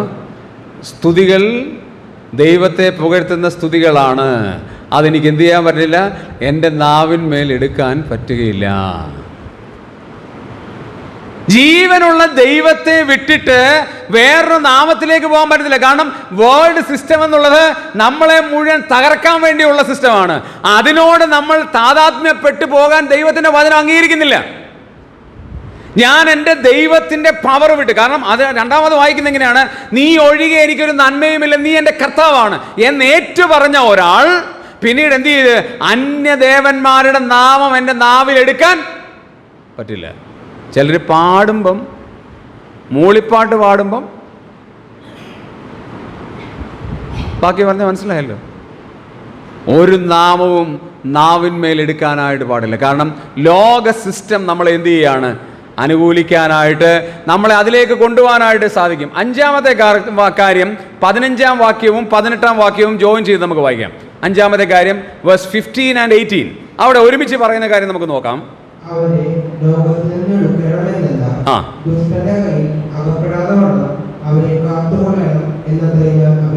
അപ്പൊ ഇപ്പൊ മനസ്സിലായി എന്താ ലോകം എന്നാണ് അടുത്ത അർത്ഥം. എന്താ, അവരെവിടെ ഇരിക്കുക, ലോകത്തിലിരിക്കുകയാണ്. ദുഷ്ടന്റെ കയ്യിൽ അകപ്പെടാതെ വണ്ണം അവരെ കാക്കണം. നമ്മുടെ ഒരു ശരാശരി കുട്ടിയെ ഞാനൊന്ന് താരതമ്യപ്പെടുത്താൻ പോവാം. ഒരു നോർമൽ കുട്ടി, അവൻ ഒരാഴ്ചയിൽ ചെയ്യുന്ന സിസ്റ്റം എന്താണെന്നറിയാമോ? എത്ര സമയം ബൈബിൾ വായിക്കാനായിട്ട് അവൻ ഉപയോഗിക്കുന്നുണ്ട്? നമ്മുടെ വീട്ടിലുള്ള ഒരു കുട്ടിയെ മാത്രം നമ്മളൊന്ന് കണക്കൂട്ട്. ഇപ്പോൾ എൻ്റെ കുട്ടികൾ ഇച്ചിരി വലുതായി, അതുകൊണ്ട് എനിക്ക് പറയാൻ പറ്റില്ല. സ്കൂളിൽ പഠിക്കുന്ന ഒരു കുഞ്ഞ് എന്ന് പറഞ്ഞാൽ 10ാം ക്ലാസ് വരെ പഠിക്കുന്ന ഒരു കുഞ്ഞ്, അല്ലെങ്കിൽ +2 വരെ പഠിക്കുന്ന ഒരു കുഞ്ഞ് ഒരാഴ്ചയിൽ എത്ര മണിക്കൂർ അദ്ദേഹത്തിന് ബൈബിൾ വായിക്കാൻ, പ്രാർത്ഥിക്കാൻ കിട്ടും? നിങ്ങൾ കാൽക്കുലേറ്റ് ചെയ്ത് പറ, എത്ര സമയം കിട്ടും? ചുമ്മാ ഒന്ന് പറഞ്ഞോളൂ. സയൻറ്റിഫിക്കലി പ്രൂഫ് ചെയ്തൊരു കാര്യം ഞാൻ പറയാൻ പോവാം. അദ്ദേഹത്തിന് കിട്ടുന്ന മണിക്കൂർ ഒരാഴ്ചയിൽ 2 hours. അപ്പോൾ നിങ്ങൾ പറയില്ല, ഞങ്ങളുടെ ആരാധനയിൽ അദ്ദേഹം രാവിലെ 8:30 മുതൽ 11:30 വരെ ഇരിക്കുന്നുണ്ട്, അത് തന്നെ 2.5 മണിക്കൂറുണ്ടല്ലോ. ശരിയാണ്, പക്ഷെ അവൻ ശ്രദ്ധിക്കുന്ന എത്ര മണിക്കൂറുകളെന്നറിയോ? 15 മിനിറ്റ് ശ്രദ്ധിക്കുമായിരിക്കും, പിന്നെ ശ്രദ്ധിക്കാറില്ല. എല്ലാം കൂടെ കണക്ക് കൂട്ടിയാൽ ഒരാഴ്ചയിൽ ഏറ്റവും കുറവ്, അല്ലെങ്കിൽ ഏറ്റവും കൂടുതൽ പക്ഷേ 3 മണിക്കൂറായിരിക്കാം, ഏറ്റവും കുറവ് 2 മണിക്കൂറേ ഉള്ളൂ. ബാക്കിയുള്ള സമയം മുഴുവനും വേൾഡ് സിസ്റ്റത്തിലാണ്, ലോകത്തിലാണ് അവൻ ഇരിക്കുന്നത്. ആ ഇരിക്കുന്ന മക്കൾ ഏറ്റവും കൂടുതൽ സമയം ലോക സ്റ്റുഡൻസിനോട് ചേർന്ന് ഒരുമിച്ചിരിക്കുമ്പോൾ, സിംബാബ്വേയും ഇന്ത്യയും തമ്മിൽ 2020-യുടെ കഥ പറയുമ്പോൾ, സിനിമയുടെ കഥ പറയുമ്പോൾ, സീരിയലിൻ്റെ കഥ പറയുമ്പോൾ, ഈ ലോകത്തിലെ മറ്റ് AI ടെക്നോളജിയുടെ കഥ പറയുമ്പോൾ, ബൈബിളിൻ്റെ സംഭവം പറയാൻ എവിടെയാ സമയം? നമ്മുടെ പിള്ളേർ നമ്മളെക്കാൾ എത്രയോ ബുദ്ധിയുള്ളവരാണ്. അവർ ഈ ലോകത്തിലാണ് ഇരിക്കുന്നത്. നമ്മൾ ഇരിക്കുന്നതിനേക്കാളും കൂടുതൽ അവരെയാണ് പിശാച് ഏറ്റവും കൂടുതൽ ആകർഷിക്കാനായിട്ട് ശ്രമിക്കുന്നത്. മറ്റ് മതങ്ങളിലേക്ക് ചേക്കേറുന്നവരുടെ എണ്ണം നിസ്സാരമല്ല. നമ്മുടെ പിള്ളേർ തന്നെ അതിനകത്തുണ്ടെന്നുള്ളത് ഞെട്ടിപ്പിക്കുന്ന കാര്യമാണ്. ആരാണ് അതിന് ഉത്തരവാദി? നമ്മളിങ്ങനെ കൈയൊക്കെ കെട്ടി ഇവിടെ ഇരിക്കുകയാണ്, പ്രാർത്ഥിക്കുന്നുണ്ടെന്ന് പറയുകയാണ്. കാരണം ചിലവൊന്നുമില്ലല്ലോ, അത് ചിലവില്ലാതെ നമുക്ക് പ്രാർത്ഥിക്കാൻ പറ്റുമല്ലോ. അതുകൊണ്ട് ഞാൻ നിങ്ങൾക്ക് വേണ്ടി പ്രാർത്ഥിക്കാവുന്നൊരു വാചകം നമ്മൾ പറയും. പക്ഷേ ആത്മാർത്ഥമായിട്ടാണോ? നമുക്ക് ഗ്രൂപ്പിൽ വരുന്ന, നമ്മുടെ സിയോൻ ബ്രദറിന് സഭയുടെ ഗ്രൂപ്പിൽ വരുന്ന ഒരാൾക്ക് രോഗമായി വരുന്നു എന്ന് പറയുമ്പോൾ ഉടനെ ഒരു കൈ ഇടും. എന്താ കൈ? തീർന്നു പരിപാടി. പ്രാർത്ഥിക്കുന്നുണ്ടോ? ഇല്ല. കൈ ഇട്ടിട്ടുണ്ട്. കൈ ഇട്ടില്ലെങ്കിലോ എന്നും ഇത് തന്നെയല്ലേ വന്നത്. അതുകൊണ്ട് കൈ ഇടാറില്ല. അതെന്തെങ്കിലും ആയിട്ട് കൈ ഇടുവോ, പ്രെയർ ഹാൻഡ് ഇടുവോ, എന്ത് വേണം ചെയ്തോ. പക്ഷെ ഒരു നിമിഷം നമ്മൾ പ്രാർത്ഥിക്കുന്നുണ്ടോ? നമ്മൾ ഓർക്കേണ്ട ഏറ്റവും വലിയ കാര്യം, നമ്മുടെ മക്കൾ ലോകത്തിലിരിക്കുകയാണ്. ആ ലോകത്തിലിരിക്കുന്ന മക്കളെ ദുഷ്ടന്റെ കയ്യിൽ അകപ്പെടാതെ വണ്ണം കാക്കപ്പെടാനായിട്ട് നമ്മൾ എത്ര സമയം അവർക്ക് വേണ്ടി പ്രാർത്ഥിക്കുന്നുണ്ട്? ഇന്ന് രഹസ്യ പാപങ്ങളുടെ എണ്ണം ഏറ്റവും അധികം വർദ്ധിക്കുന്ന ഒരു കാലമാണ്. ഒരുപക്ഷെ സഭയിൽ ബൈബിൾ ക്ലാസ് എടുക്കുന്ന ആൾ, ഒരുപക്ഷെ ദൈവത്തിന്റെ വചനം പ്രഘോഷിക്കപ്പെടുന്ന ഒരാൾ, സഹോദരിമാരുടെ ആത്മീയ ശുശ്രൂഷ ചെയ്യുന്ന ഒരാൾ, പക്ഷെ അദ്ദേഹത്തിന്റെ ജീവിതത്തിലുള്ള രഹസ്യപാപം ഈ ലോകത്തിൽ ഒരൊറ്റ ഒരാൾ പോലും അറിയുന്നില്ല. അതാർക്കും വെളിപ്പെടുന്നില്ല. 2 കൊരിന്ത്യർ 4-ാം അധ്യായത്തിൽ ഒരു പദപ്രയോഗം എങ്ങനെയാണ്? ആ പദപ്രയോഗം നിങ്ങളുടെ ശ്രദ്ധയിലേക്ക് ഒന്ന് കൊണ്ടുവരാം. 2 കൊരിന്ത്യർ 4-ാം അധ്യായത്തിൽ ഒരു പദപ്രയോഗം ദൈവത്തിൻ്റെ ആത്മാവ് എന്നെ വളരെയേറെ ശ്രദ്ധിപ്പിച്ചിട്ടുണ്ടൊരു പദമാണ്.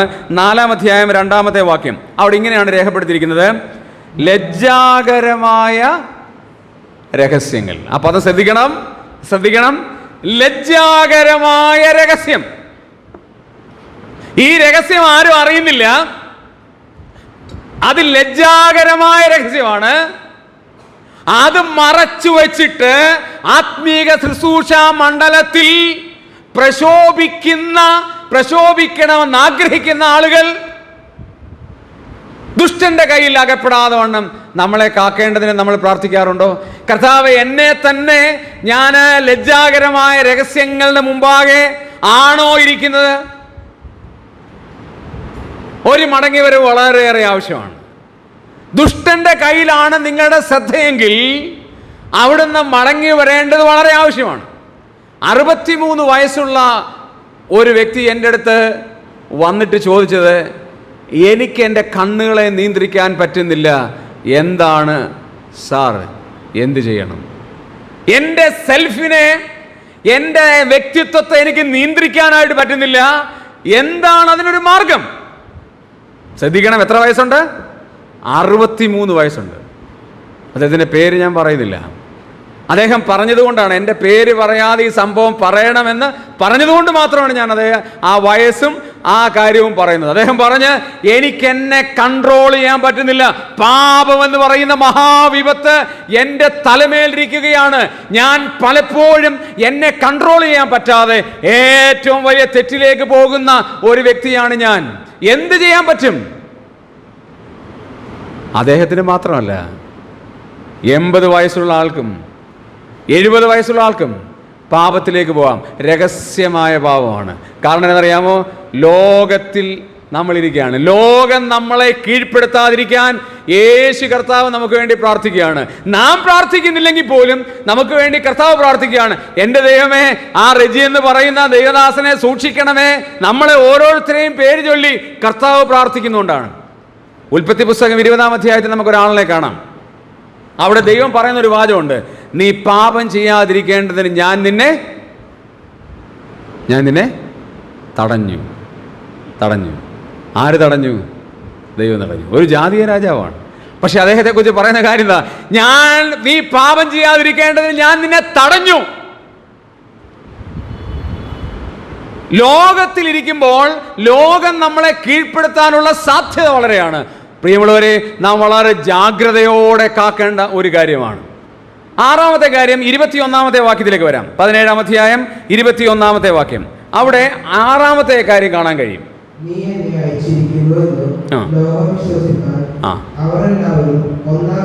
ലോകം വിശ്വസിപ്പാൻ. എന്താ ലോകം എന്ന് പറഞ്ഞ അർത്ഥം? ലോകം വിശ്വസിക്കണം എന്ന് പറഞ്ഞ അർത്ഥം എന്താ? ജനങ്ങളാണ്. യോഹന്നാൻ 3:16 വളരെ ഫേമസ് ആണ്. എന്താ? തൻ്റെ ഏകജാതനായ പുത്രനിൽ വിശ്വസിക്കുന്നവനും നശിച്ചു പോകാതെ നിത്യജീവൻ പ്രാപിക്കേണ്ടതിന് ദൈവം അവനെ നൽകുവാൻ തക്കവണ്ണം ഭൂമിയെ സ്നേഹിച്ചു എന്നല്ല, ലോകത്തെ സ്നേഹിച്ചു. That means God so loved the people so that he gave his only begotten son. So God loves the people. ദൈവം ആരെ സ്നേഹിക്കുന്നുണ്ട്? ജനത്തെ സ്നേഹിക്കുന്നുണ്ട്. ഇത് കുറച്ചുകൂടെ വ്യക്തമാക്കുന്ന ഒരു വാക്യമുണ്ട്.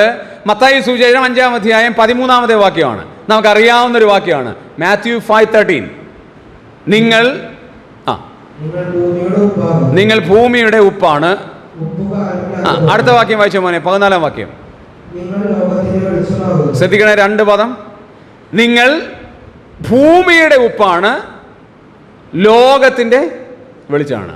അതൊന്ന് തിരിച്ചു പറഞ്ഞു നോക്കിയേ. നിങ്ങൾ ലോകത്തിൻ്റെ ഉപ്പെന്നല്ല പറഞ്ഞേ, ഭൂമിയുടെ വെളിച്ചമെന്നല്ല പറഞ്ഞേ. മനസ്സിലായോ? നിങ്ങൾ ലോകത്തിൻ്റെ വെളിച്ചമെന്നാ പറഞ്ഞേ, ഭൂമിയുടെ ഉപ്പെന്നാ പറഞ്ഞേ. What is the difference between the world and the earth? അവിടെ ഈ ലോകവും ഭൂമിയും എന്ന് പറഞ്ഞ അർത്ഥം എന്താണ്? What is the difference? നമ്മൾ ലോകം എന്ന് പറഞ്ഞിരിക്കുന്നത് പീപ്പിളിനാണ്, ജനത്തെയാണ്. ഭൂമി എന്ന് പറഞ്ഞിരിക്കുന്നത് ഈ മണ്ണാണ്. നമ്മളിവിടെ മണ്ണാണ്, നമ്മളിവിടെ മണ്ണിനുപ്പാണ്. ഈ ഭൂമിയിൽ നമ്മൾ ജീവിക്കുന്നിടത്തോളം കാലം ഈ മണ്ണിന് ഉപ്പുണ്ട്. നമ്മൾ ഇവിടുന്ന് പോയാൽ, ഉപ്പ് കാരമില്ലാതെ പോയാൽ എന്തോന്നുകൊണ്ട് രസം വരുത്താം. നമ്മൾ വിശ്വാസികളായ നമ്മളിവിടെ ഉള്ളത് കൊണ്ടാണ് എന്ത് സംഭവിക്കുന്നറിയാമോ? ഈ ഭൂമി ഉപ്പ് പോലെ രുചികരമായി മാറുന്നത്. എത്ര ആളുകൾ നമുക്ക് വേണ്ടി പ്രാർത്ഥിക്കുന്നു. അതുകൊണ്ട് ഓർക്കേണ്ട പരമപ്രധാനമായ ഒരു കാര്യം, നമ്മൾ ഈ ഭൂമിക്ക് ഉപ്പായി നിൽക്കുകയാണ്. അറ്റ് ദ സെയിം ടൈം നമ്മൾ ലോകത്തിന് എന്താണ്? വെളിച്ചമാണ്. എന്താ ഈ വെളിച്ചം എന്ന് പറഞ്ഞാൽ? ഞാനിത് പറയുമ്പോൾ എൻ്റെ ഗ്രാൻഡ് ഫാദറിനെ ഓർക്കാറുണ്ട്. എൻ്റെ ഗ്രാൻഡ് ഫാദർ ഈ ചെറിയ ചെറിയ ഗ്രാമങ്ങളിലൊക്കെ പോയി സുവിശേഷം പറയുന്ന ഒരു മനുഷ്യനാണ്. അദ്ദേഹം ഏറ്റുവേശി എന്നാണ് ഞങ്ങളുടെ അറിയപ്പെടുന്നത്. കാരണം പുള്ളിക്ക് ഭയങ്കര ഒച്ചയാണ്. അപ്പോൾ സാധാരണഗതിയിൽ ഒരു പാവം പിടിച്ച ഉപദേശി അവിടെ നിന്ന് പറയും, എൻ്റെ വല്യപ്പൻ എന്ത് ചെയ്യും? ഉച്ചത്തിൽ പറയും. ഭയങ്കര ഒച്ചയായതുകൊണ്ട് ഉച്ചത്തിൽ പറയും. അപ്പം ഏറ്റുപദേശി എന്നാണ് ഞങ്ങളുടെ നാട്ടിൽ അറിയപ്പെടുന്നത്. അപ്പം ഞങ്ങളുടെ വീടിൻ്റെ മുറ്റത്ത്, പഴയ ഓലപ്പുരയുടെ മുറ്റത്ത് ഒരു കൺവെൻഷൻ വെച്ചിരിക്കുകയാണ്. അപ്പോൾ കൺവെൻഷൻ വെച്ചപ്പോൾ എന്നോട് പറഞ്ഞു, എടാ റിജി, നീ ഈ പെട്രോൾ മാക്സ് എന്ന് പറഞ്ഞാൽ പുതിയ തലമുറയ്ക്കൊന്നും അറിയത്തില്ല. നിങ്ങൾ ഗൂഗിളിൽ നോക്കിയാൽ മതി, പെട്രോൾ മാക്സ് എന്ന് പറഞ്ഞാൽ അത് മനസ്സിലാവും. ഓക്കെ, അപ്പോൾ പെട്രോൾ മാക്സ് എടുത്തിട്ട് എന്നോട് പറഞ്ഞു, നീ ഇരുട്ടുള്ളിടത്തെല്ലാം കൊണ്ട് ഇതെന്ത് ചെയ്യണം? വെക്കണം. അപ്പോൾ ഞാനിത് തലയിൽ ഇങ്ങനെ എടുത്ത് വെച്ചു. കാരണം കുഞ്ഞിറക്കനാണ്, നിക്കറൊക്കെ ഇട്ടാണ്. ഓക്കെ, തലയിലെടുത്ത് വെച്ചു. ഞാനിതുകൊണ്ട് ഇങ്ങനെ എല്ലായിടത്തും പോയി, പോകുന്നിടത്തെല്ലാം ഇരുട്ട് കാണുന്നില്ല. എവിടെ കൊണ്ടുപോകുന്നു അവിടെ എല്ലാം വെളിച്ചോ. ഞാൻ തിരിച്ച് അപ്പച്ചൻ്റെ അടുത്ത് കൊണ്ടുവന്നിട്ട് പറഞ്ഞു, അപ്പച്ചാ ഇരുട്ടെങ്ങും ഇല്ല. എൻ്റെ ചെവിക്ക് 2 പിരി പിടിച്ചിട്ട് പറഞ്ഞു, എടാ സൈഡ് നോക്കി, അവിടെ ഇരുട്ട് കണ്ടോ? ശരിയാണ്, ഇവിടെ നിൽക്കുമ്പോൾ അവിടെ എന്താ? ഇരുട്ടാ. ഈ പെട്രോൾ മാക്സ് കൊണ്ട് അങ്ങോട്ട് ചെല്ലുമ്പോൾ അവിടെ എന്താ? വെളിച്ചോ. എല്ലായിടത്തും പോയി എനിക്ക് അന്നത്തെ അറിവ് മാത്രമല്ല ഉള്ളൂ. അപ്പം ഞാൻ പപ്പച്ചനോട് പറയാം, അപ്പച്ചാ എങ്ങും ഇരുട്ടില്ല. കാരണം എൻ്റെ തലയിൽ ഇതിരിക്കുന്നത് കൊണ്ട് എവിടെ പോകുന്നു അവിടെ എല്ലാം വെളിച്ചോ. കർത്താവ് പറയാണ്, നിങ്ങൾ ആരാ? ലോകത്തിൻ്റെ വെളിച്ചമാണ്. ലാസ്റ്റ് കാര്യം, 7ാമത്തെ പ്രത്യേകത 24-ാം വാക്യത്തിലേക്ക് വരാം. 24-ാം വാക്യത്തിൽ കർത്താവ് പറയാണ് ലോകം എന്ന് പറഞ്ഞാൽ എന്താണ് എന്ന് അവിടെ രേഖപ്പെടുത്തിയിരിക്കുകയാണ്. 24-ാമത്തെ വാക്യം.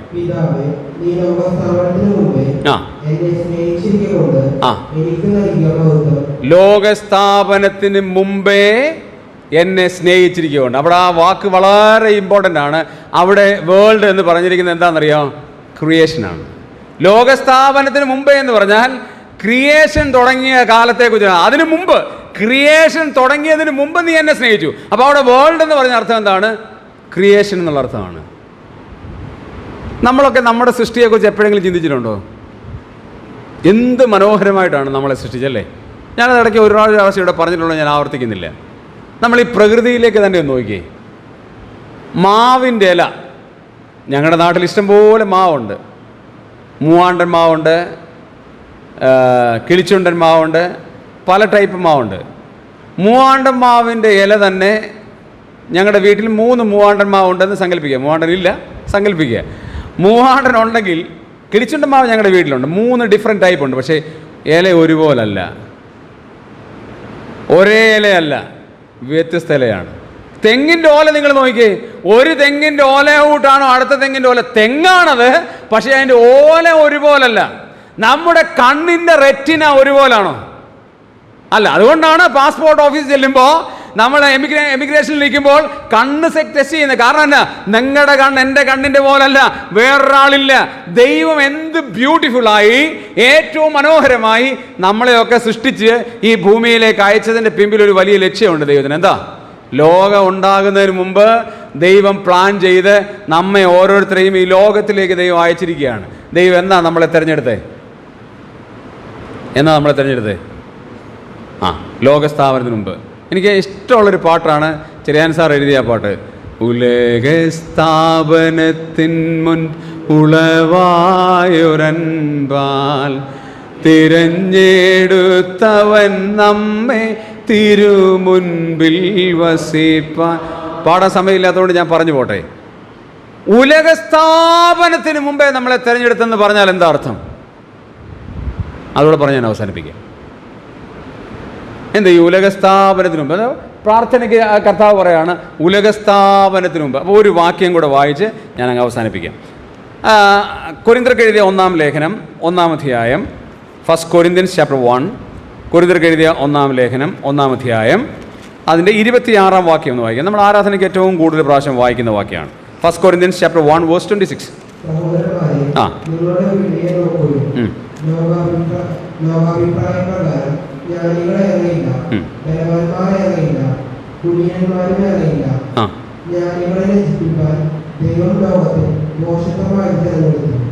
ധനമുള്ളതിനെ നശിപ്പിക്കുക, 28-ാം വാക്യം മാത്രം വായിച്ച് അവസാനിപ്പിക്കും. 28-ാം വാക്യം. ഉള്ളതിനെ ഇല്ലായ്മയാക്കുവാൻ ആ. ദൈവം ലോകത്തിൽ കുലഹീനവും നികൃഷ്ടവുമായതും ഏതുമില്ലാത്തതും തിരഞ്ഞെടുത്തു.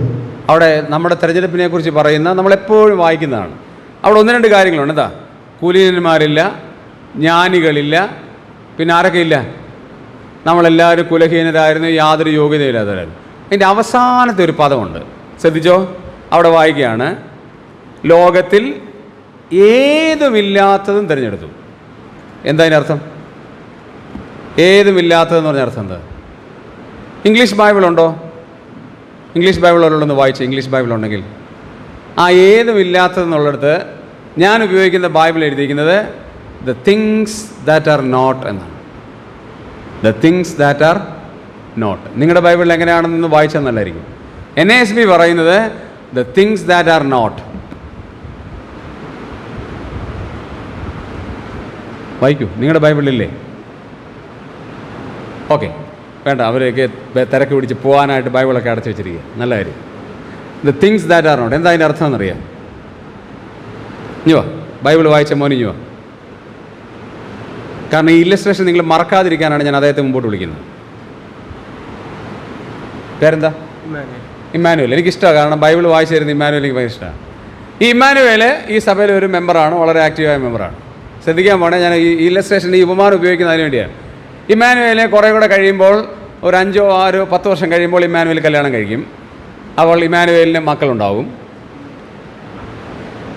ഇമ്മാനുവേൽ ചിന്തിക്കുകയാണ്, മോൻ കല്യാണം കഴിച്ചു, അടുത്ത ഒരു മോനുണ്ടായി. ആ മോൻ കല്യാണം കഴിച്ചു, അടുത്ത മോനുണ്ടായി. അടുത്ത ഒരു മൂന്നാമത്തെ കല്യാണം കഴിച്ചു, ആ മോനും മക്കളുണ്ടായി. അടുത്ത 5ാമത്തെ മോനും കല്യാണം കഴിച്ചു, അവനും മക്കളുണ്ടായി. ഒരു 10 ജനറേഷൻ അങ്ങനെ കല്യാണം കഴിച്ചു എന്നിരിക്കട്ടെ, സങ്കല്പിക്കുക. മോൻ ഇവിടുത്തെ പ്ലാനറ്റിൽ പോയി, ഇവിടുത്തെ എന്താണ്, ഇവിടുത്തെ ഏറ്റവും വലിയ തുണിക്കടയുടെ പേരെന്താ? കല്യാണി പോയിട്ട് മോൻ തുണി മേടിക്കാൻ പോവുകയാണ്. 10 തലമുറയ്ക്ക് വേണ്ടിയുള്ള അടുത്ത നെക്സ്റ്റ് 10 ജനറേഷൻ വരുന്ന തുണി മോനൊക്കെ അവിടെ പോയി മേടിച്ചുകൊണ്ട് വരികയെന്നിരിക്കട്ടെ. അങ്ങനെ ചെയ്യുമോ? ഉറക്കെ പറഞ്ഞു, ചെയ്യോ? ഇല്ല, ചെയ്യത്തില്ല. അങ്ങനെ ചെയ്താൽ ഇദ്ദേഹത്തെ എന്ത് വിളിക്കും നമ്മൾ? എന്നെ അദ്ദേഹത്തിനെ ചിന്തിച്ചു, നിങ്ങൾ എന്ത് വിളിക്കും? ഇന്നലെ വരെ പുള്ളിക്ക് ആ നെല്ലിയാടിയിൽ നിന്ന് വരുന്നിടം വരെ കുഴപ്പമൊന്നുമില്ലായിരുന്നു, എന്തോ സംതിങ് പ്രശ്നമുണ്ട്. കാരണം 10 തലമുറയ്ക്ക് വേണ്ടിയുള്ളത് ഇപ്പോഴേ ഞാൻ എന്ത് ചെയ്യുക? മേടിച്ചേക്കുക. താങ്ക് യു, മോൻ. ശ്രദ്ധിക്കണേ, ഈ മോനെ 10 തലമുറയ്ക്ക് വേണ്ടിയുള്ളത് മേടിക്കുകയാണെങ്കിൽ നിങ്ങൾ തീർച്ചയായിട്ടും അവനെ എന്ത് പറയും? എന്നെ നിങ്ങൾ എന്ത് പറയും? അർത്ഥം എന്താ? ഈ 10 തലമുറയ്ക്ക് അപ്പുറത്ത് the things that are not, അങ്ങനെ ഒരു സംഭവം ഇല്ല. ഈ 10 തലമുറയ്ക്ക് അപ്പുറത്തൊരു കുഞ്ഞുങ്ങൾ ഉണ്ടാകുമെന്നൊരു കാര്യം ഏതുമില്ല. The things that are not, അങ്ങനെ ഒരു കാര്യമില്ല. അങ്ങനെ സംഭവിക്കാനുള്ള സാധ്യത പോലും വിരളാൽ എണ്ണാൻ പറ്റത്തില്ല, അങ്ങനെ ചിന്തിക്കാൻ പറ്റത്തില്ല. But God decided, God has selected before the foundation of earth. ഈ ലോകം ഉണ്ടാകുന്നതിന് മുമ്പ് എന്നെയും നിങ്ങളെയും കണ്ടിട്ട് അടുത്ത ജനറേഷൻ എന്തായിരിക്കുമെന്ന് ദൈവത്തിൻ്റെ അനന്തതയിൽ ദൈവം നമ്മളെ തിരഞ്ഞെടുത്തു. സ്തോത്രം. അതാണ് ദൈവത്തിൻ്റെ ഏറ്റവും വലിയ പ്രവർത്തന പദ്ധതി. അത് ഓർക്കുമ്പോഴാണ് ദൈവത്തിൻ്റെ പാതാരവിന്ദങ്ങളിൽ വീണിട്ട് നമ്മൾ എന്ത് പറയും? സ്തോത്രം, സ്തുതി ഞാൻ അർപ്പിക്കുന്നു. ഇതല്ലാതെ വേറൊരു പദവുമില്ല. ഉലകസ്ഥാപനത്തിന് മുമ്പുള്ള ഉളവായ അൻപാൽ അങ്ങനെ സ്നേഹിച്ചല്ലോ ദൈവമേ എന്ന് പറഞ്ഞ് ദൈവത്തിന് മുമ്പാകെ വീണ് വണങ്ങുന്നത് ആ വലിയ കാര്യം ഓർക്കുമ്പോഴാണ്. അപ്പോൾ ലോകം സൃഷ്ടി തുടങ്ങുന്നതിന് മുമ്പ് സ്വർഗത്തിലെ ദൈവം ആരെ കണ്ടു? 3 പദം നമ്മൾ പറഞ്ഞു. ആരെ കണ്ടു?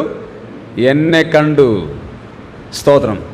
ദൈവം അനുവദിക്കുകയാണെങ്കിൽ നാളെ നമ്മളിതിൻ്റെ ബാക്കി തുടരാം. കർത്താവ് നമ്മേവരെയും അനുഗ്രഹിക്കുമാറാകട്ടെ. കർത്താവിൻ്റെ നാമം ഇന്നും എന്നേക്കും വാഴ്ത്തപ്പെടുമാറാകട്ടെ.